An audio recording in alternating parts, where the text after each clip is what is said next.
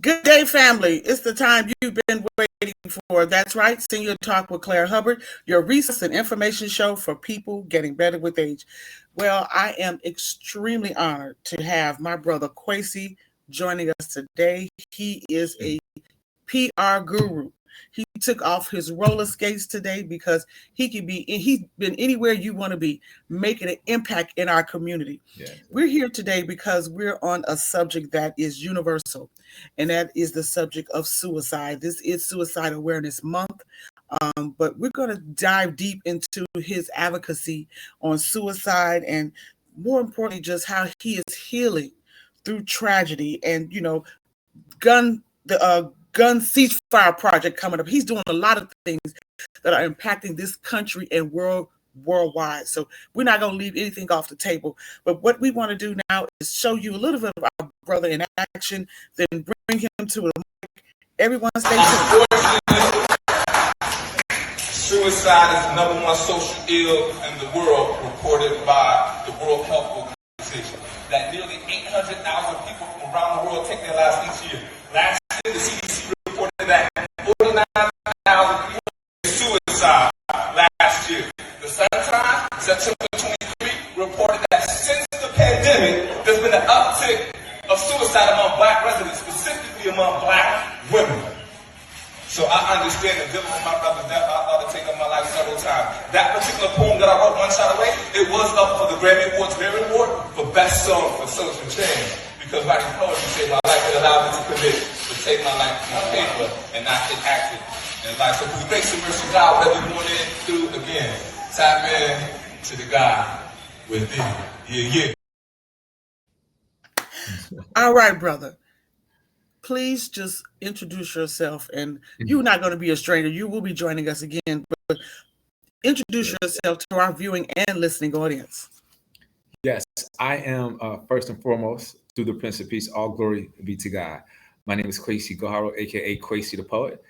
The name which I received from the city of Chicago when I was on the #1 radio show, the Rick Party Show on WGCI back. The show aired spring of 1993. So in the literary poetry space, I've been deemed a living legend by my contemporaries because I introduced poetry to mainstream Chicago on that show, on Rick Party Show at spring of 1993, really giving poetry a platform. Studied abroad in Oxford, England, a Master's Literature program, HBC, graduate from the Central State University in Wilberforce, Ohio. I spent the past 17 years residing in Hollywood prior to my move back to Chicago. In January 2023, the city of Chicago, specifically Department of Cultural Affairs and Special Events, emailed me wanting me to apply for the appointment for Chicago's inaugural poet laureate position. So in order to even be qualified for that position, I had to give up or put my Hollywood aspirations on the back burner to move back to Chicago to pursue my first love, poetry, literature, becoming my first love. So I became a nominee, wasn't appointed, though disappointed. I decided to stay in Chicago, fight the good fight of gun violence prevention, and use my story not just to have social influence, but to have social impact. I became a poet not through the walls of the ivory walls of academia, but through the intrepid act of my younger brother, James Lemont Ford, aka Lamont. He was 17 years of age when he forfeited his life to save his friend Kim's life. Lamont was shot and killed execution style by two other Black men, Eric Taylor and Jonathan Jenkins. And Clara, I mentioned their names because this perpetuated violence, their family lost those two brothers as well. So I seek to sacrifice, be a living sacrifice with my life to share my story, to be a light in darkness in our community regarding gun violence prevention, domestic violence, suicide prevention, substance abuse, and because these are some of the social ills that face Chicago and America and the world. And these are some of the things that I face internally with myself and dealing with the trauma of my brother's murder. So becoming a poet, my spoken word album, Truth, the Way, the Life, which was produced by Rosella Bynum, super produced by Chicago's very own super producer, Spike Rebel, featuring Grammy nominated artist himself, Team John Hill. One Shot Away as the very poem, Clara, that I wrote that prevented me from taking my life via suicide, because creatively, as I shared in the piece, it allowed me to take my life through pen and the pad, and not enact that, trauma, anger, rage, hate, and reality. And then writing poetry empowered me to write me and to forgive the two men who shot and killed Lamont, to make peace. Well, I have been in so much research, and I had to ask you this question. How could you take such a tragedy, use the word forgiveness, because we're using your term, love, peace, and forgiveness movement. How do Yes. you take that? How does someone forgive and move into a spirit of, just honoring? I mean, you're honoring your brother, but that's a hard thing to do for some. And some people will force action or revenge. Let's be very clear. But Yes. how do you create the love, the peace, love movement, and forgiveness? How did you take that? What is that words, the words that are coming, your pen and paper when you're writing, how does that project to heal? What did you bring out of what you were feeling onto paper to help heal yourself? Well, one word, Jesus. Amen. Talk to me. Talk to And me. seeking to be Christ-like, a person with humility, love, compassion, forgiveness, and justice.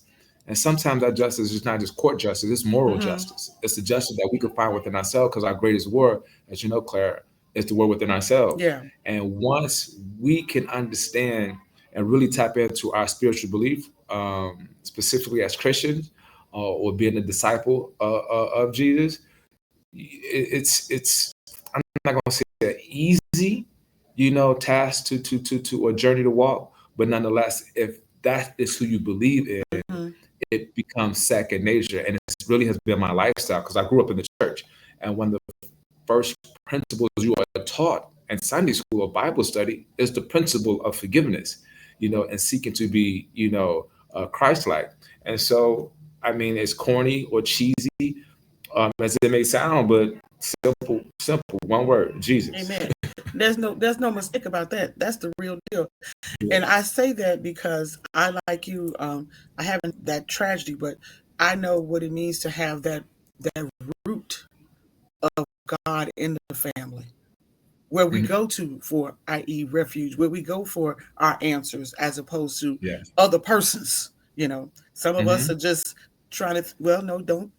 I wouldn't say tell your friends, go to Jesus first. Get on your knees. How about that? And make that happen. So let's talk about the Innocent Rage Foundation.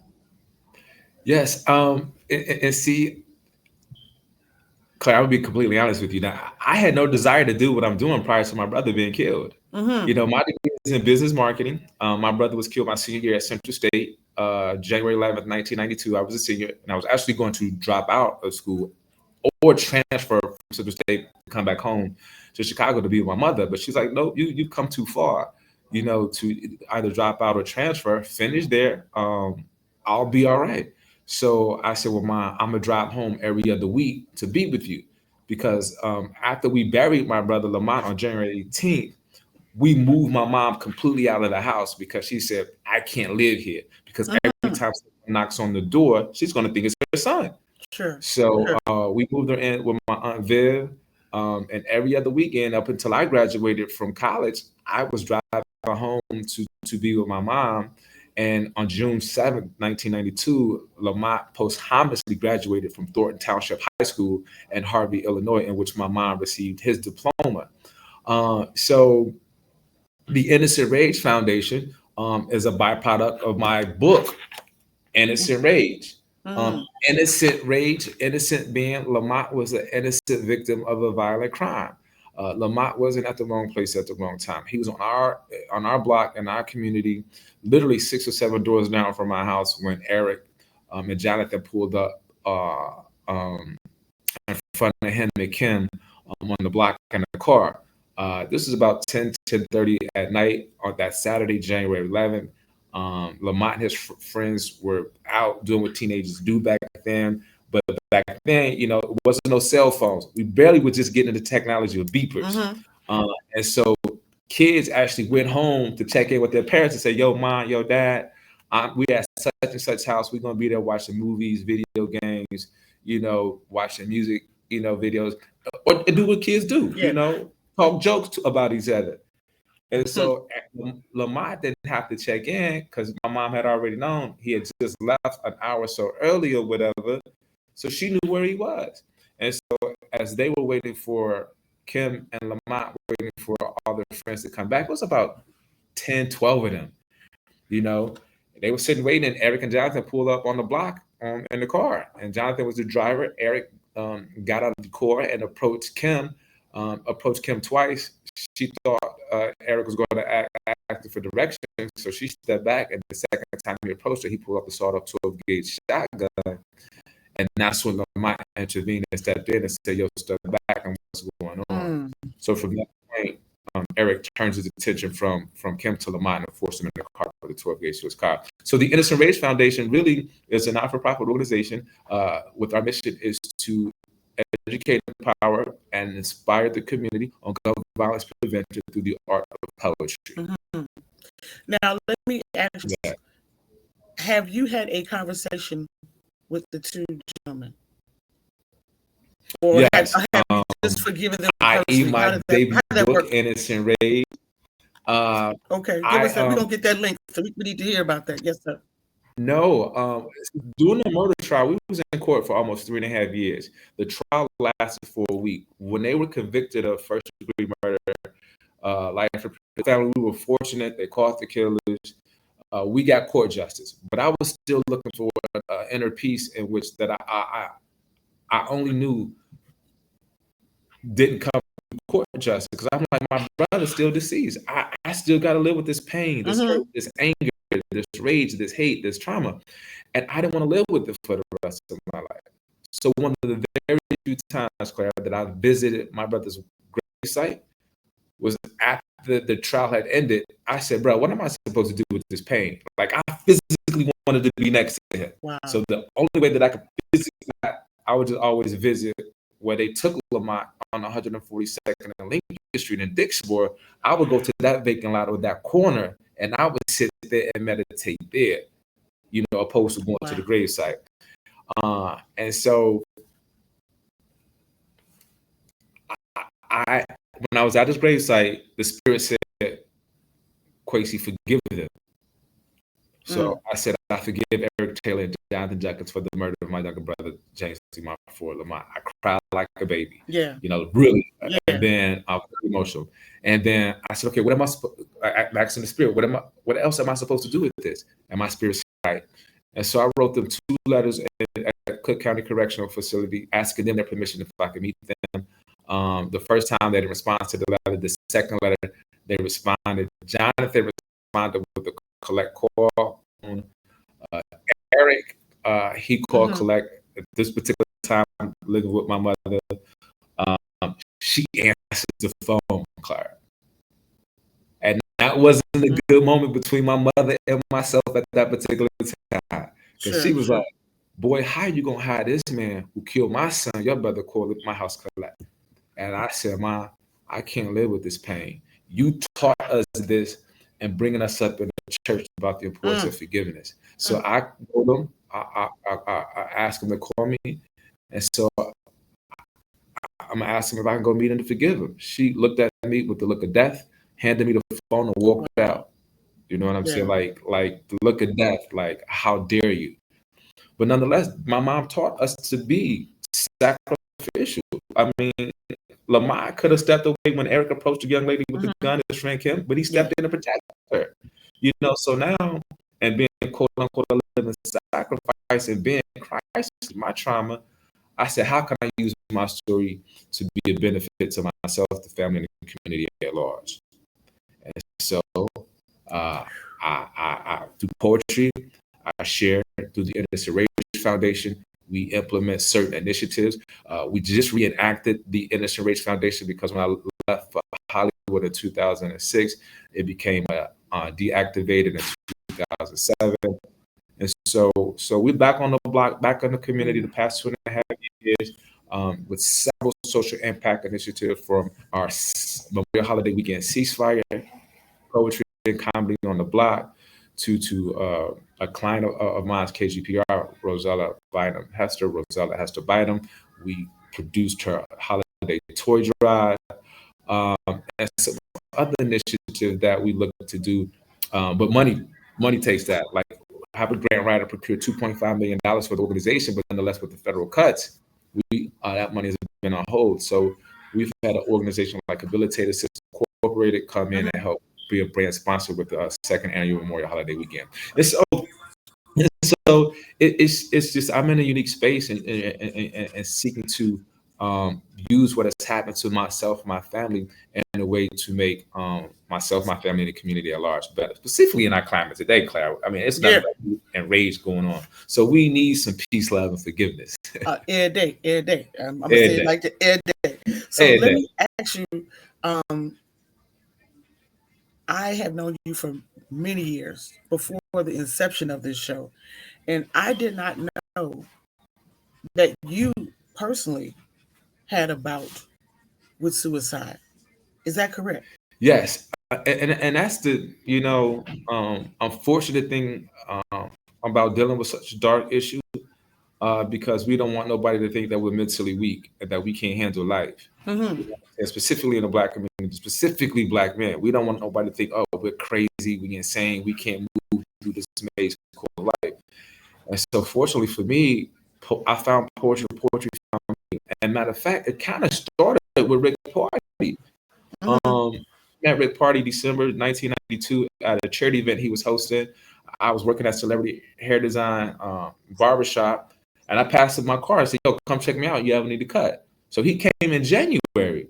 And so being I don't even want to say if I call myself a writer or whatever at the time, I was just looking to deal with the pain and hurt. So I would read the Bible and I would read self-improvement books. And when I would come across a quote that I like, I would put the quote on my barbershop or my mirror in the salon. And I just had all these positive quotes. And so every time Rick would come get a haircut, like every week or whatever, for about 3 months, he said one day, he just said, Quasi, come to the studio. Wow. And I was like, I know Rick was setting me up to be on the radio, but he's like, come to the radio. Yeah. And so I was like, he invited me down to the station. He's like, actually, Quasi, say one of those positive things that you have on your mirror. Right. And the time my spoken word segment, Food for the Soul, started by Rick giving me 10 seconds, and it would come on at the top 9 of 9 every night. It aired for 7 years, and it grew from 15 seconds to 30 seconds to 60 seconds to 90 seconds. And I would feature other young poets on my show doing my segment. You know, my contemporaries like Avery R. Young, who's the first inaugural poet laureate for the city of Chicago. Yes. Jay Ivey, who's a 2-time Grammy winner. Malik Youssef, who's been nominated over 40 times for Grammys, an 8-time winner. Contemporary like Jessica Care Moore, poet laureate of Detroit. And elementary school poets and college student poets featured on my segment, because, Claire, I was never intimidated by another poet's brilliance with the word. I said, yo, I have this platform. I'm going to share it to grow the art, to grow and let other voices be heard and not be a herder of the show or poetry itself. And so, yeah, poetry has literally, saved my life. And writing the poem One Shot Away, the very poem that saved my life, which is up again for the Grammy Awards, the Recording Academy, Harry Belafonte Best Song for Social Change Award. Because it addresses suicide. And I think particularly as Black men, when other Black men see me talk about such a dark issue, it empowers them to tap into their weakness to find their strength. Amen. And unfortunately, as it's stated in the piece, suicide is the number one, unfortunately, the world's number one social ill, with 800,000 people around the world taking their life via suicide. And I was just talking to, I'm performing this Sunday with the Much Love, or Sunday with the Much Love Foundation, and in honoring of National Suicide Prevention Month. And one of her colleagues, her cousin's daughter, committed suicide, 3 weeks ago. 13 years of age. At 13, what's going on in our young people's lives that they feel as though that they don't have the self-worth to live? Yeah. And I know how it feels because I was there. I was there several times where I thought about taking my life via suicide. And these are things that we don't talk about to our close friends. Right. We just deal with it internally, and or deal with it internally until we blow up, snap off, we turn to drugs, alcohol, being promiscuous, cocaine, whatever. And I learned to some of those external things to escape the pain and to numb the pain. But when it didn't work, through the grace and mercy of God, through the Prince of Peace, I found poetry, and poetry became my creative outlet. Well, brother, I'm going to go, since we both church, let's talk about this. I'm going to give it to you straight. I'm hearing you.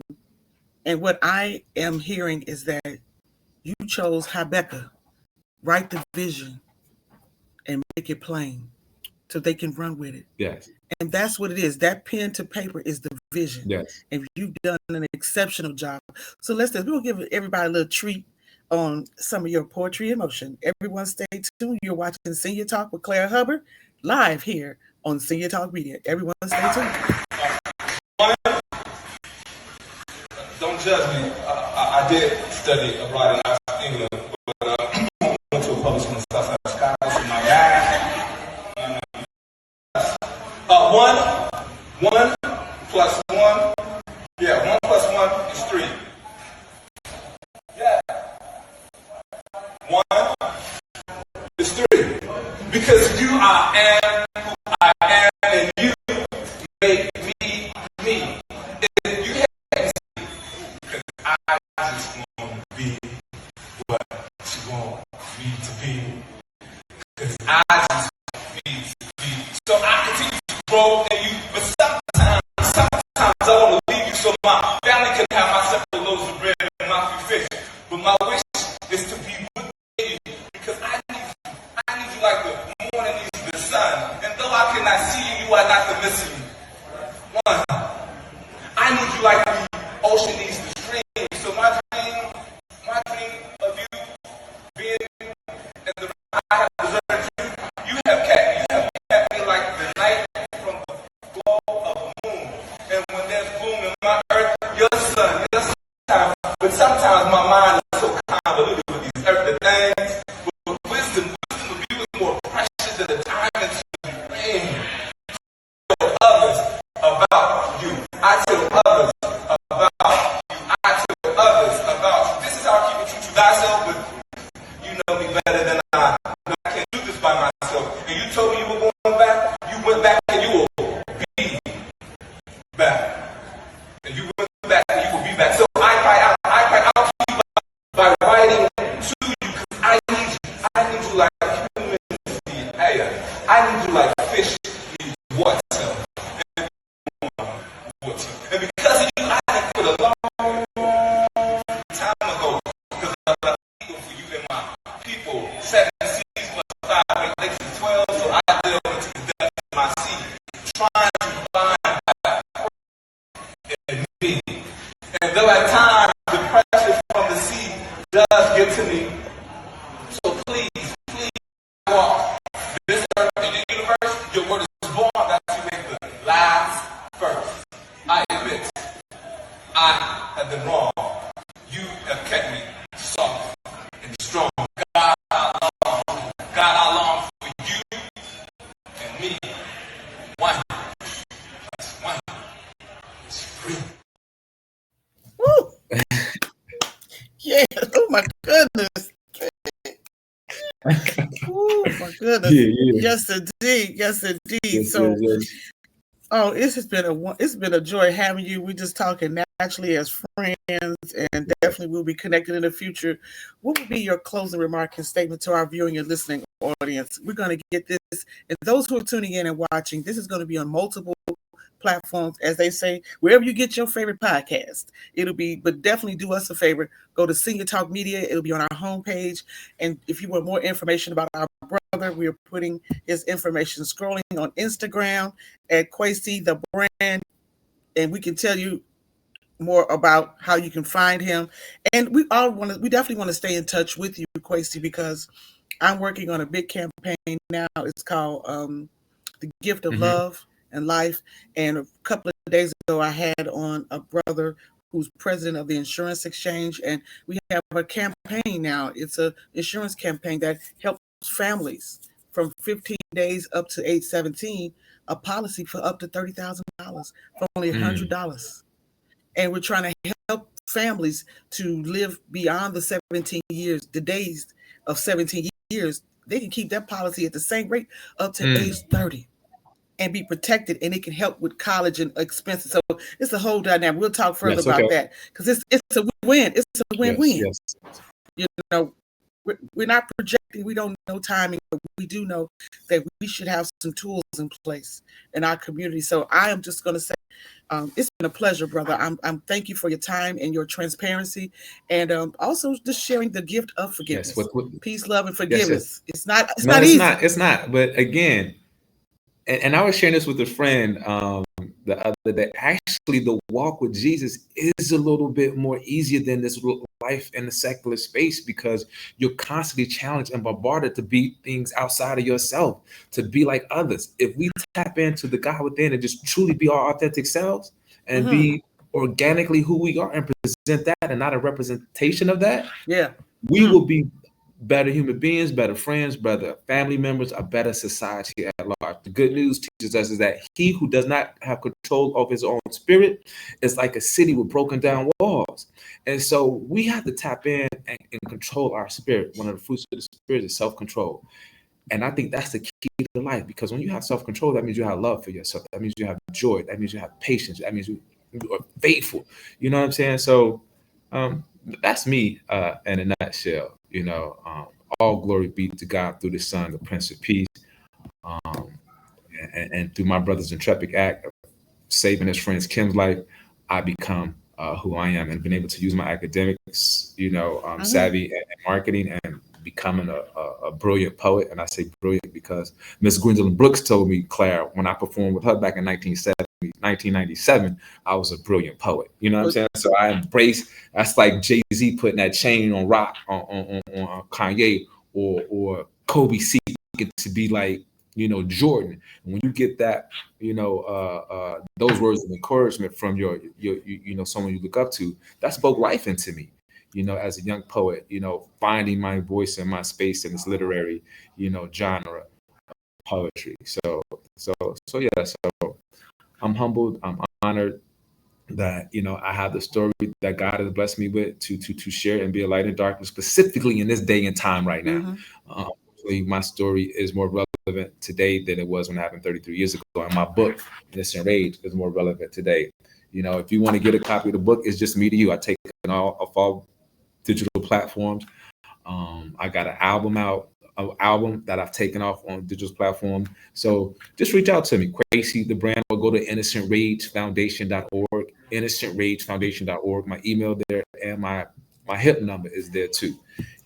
So again, I appreciate you, Claire. Continue to do the brilliant work that you're doing in the community, and allowing human beings, poets, activists like myself, the opportunity to share our stories on your platform. Peace. Peace and blessings. Let me say, it's been a pleasure, and I want to thank our viewing and listening audience.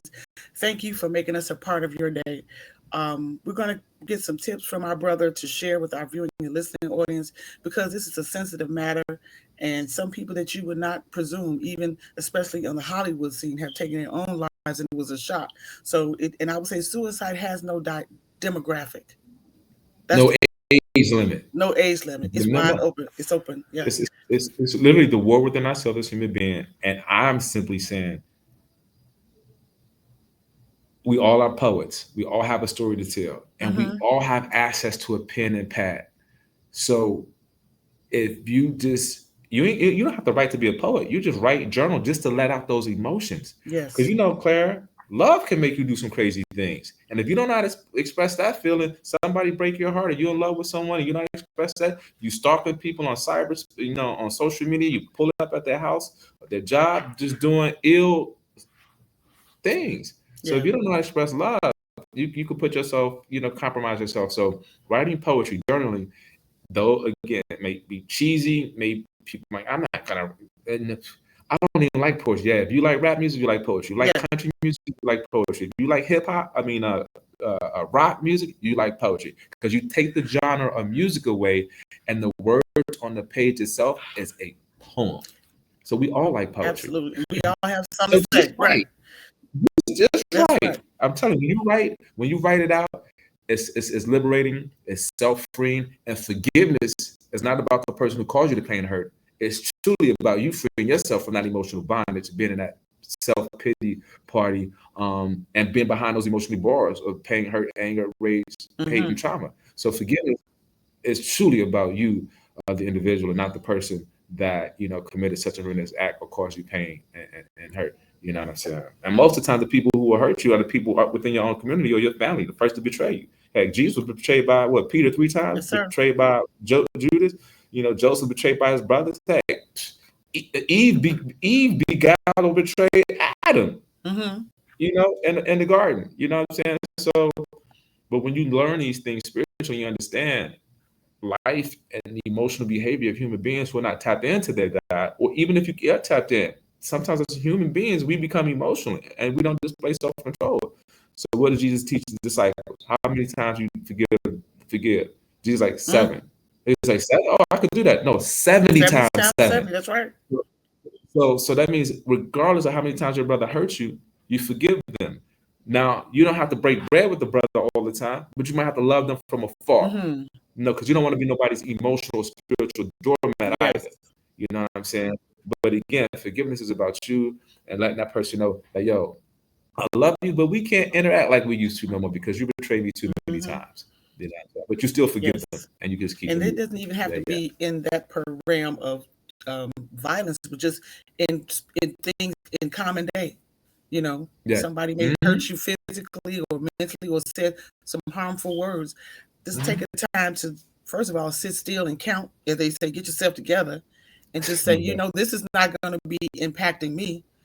And I tell people there's no such thing as a bad day. It's a small moment that needs to keep moving. Because I got other things to do. You know what I mean? So we're going to go to church in a minute. Question. Let me do this. So let's do this. So everyone, you've been tuning in and watching Senior Talk with Claire Hubbard. Our special guest is my brother Kwesi, the poet. Let me say, you want to make sure that you'll find them on social media, on Instagram. We're going to be sharing this with everyone. But I just thank you for your time. And as I mentioned prior, the transparency and the energy. We'll definitely be doing this again. But we want to thank everyone for joining us. And as our closing remarks go, in complete darkness, we are all the same. It is only our knowledge and wisdom that separate us. Don't let your eyes deceive you. Everyone, take care of yourself. Love on each other, and we will see you next time for Senior Talk with Claire Hubbard. Peace, love, and forgiveness.